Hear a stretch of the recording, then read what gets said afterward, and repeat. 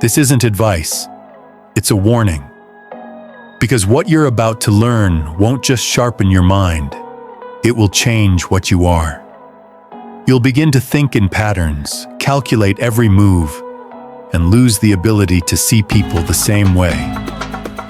Trust will fade, strategy will take over, and the more this becomes instinct, the more dangerous you become. Once this switch flips, you don't return to who you were, you become something else. Now, before we dive in, I've structured this into 3 precise layers. First, we'll uncover the mechanism itself, what it is, how it works, and why most people never access it. Second, we'll pull back the curtain on its darker side, the side no one mentions, where clarity becomes control and understanding becomes manipulation. And finally, I'll show you how to wield it, for power, for protection, and to ensure you're the one writing the script, not trapped inside it.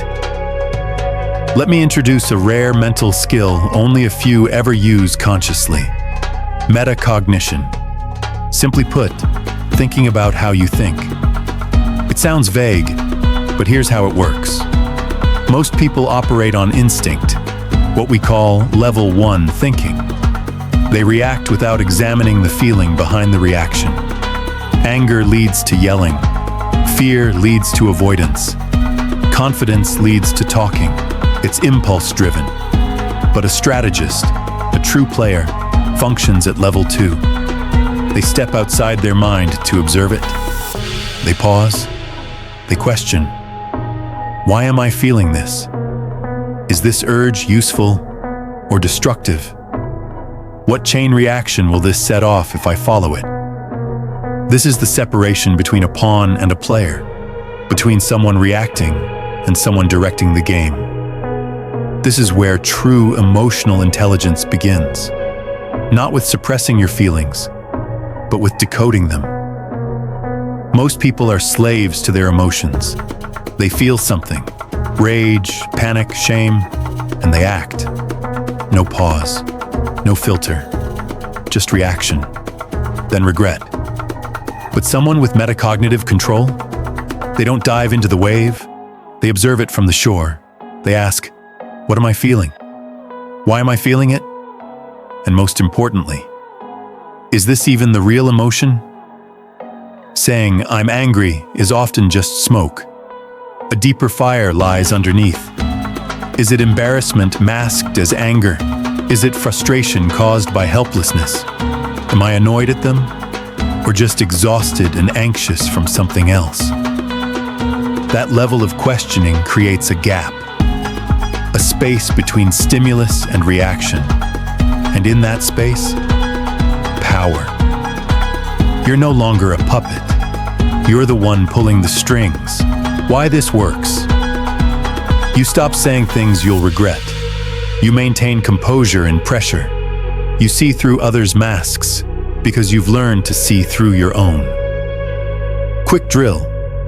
When a strong feeling hits, pause and ask, what am I feeling? What triggered it? Is that the true root, or is something deeper hiding underneath? What internal need or belief is fueling this emotion? Do this daily, even for 30 seconds, and you'll start gaining real control. Unlabeled emotions control you. Labeled ones, they follow your command. Most people assume thoughts are passive background noise, but thoughts are the blueprints your brain builds your reality around. If you don't pay attention to the thoughts running your mind, your life gets built on beliefs you never chose. This is where thought tracking becomes vital. You don't let random ideas hijack your brain. You become the gatekeeper. You pause during emotional spikes and ask, what am I thinking right now? Is this thought mine, or was it planted? Is this helpful or harmful? Most thoughts aren't true. They're echoes, residual fears, mental pop-ups. A metacognitive thinker doesn't accept every thought. They interrogate them. Example, I'm not good enough. Most internalize it instantly, but someone with awareness pauses and questions. Where did that belief come from? What evidence supports it? And more importantly, who benefits if I keep believing it? That reflection breaks the cycle. It shifts your brain activity from reaction mode to logic mode. And in that shift, freedom. Quick drill. Keep a thought journal.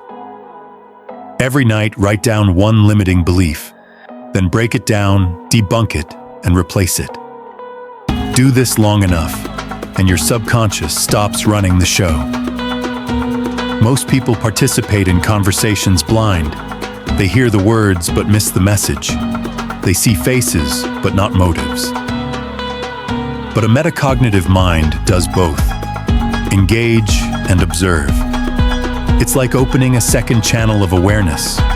While you're talking, you're also scanning, noticing micro-expressions, watching body language shifts, tracking social dynamics and energy exchanges. You start seeing the real game. Who's really in control?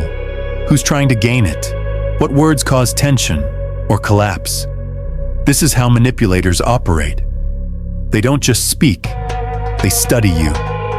Your silences, your tics, your emotional responses, and with that same level of awareness, you can either protect yourself or become them. Because this skill is neutral, it can be used to connect or control, heal or dominate. The line between mastermind and monster is razor thin. So ask yourself, in every room you enter, are you reading the game or are you being played by it?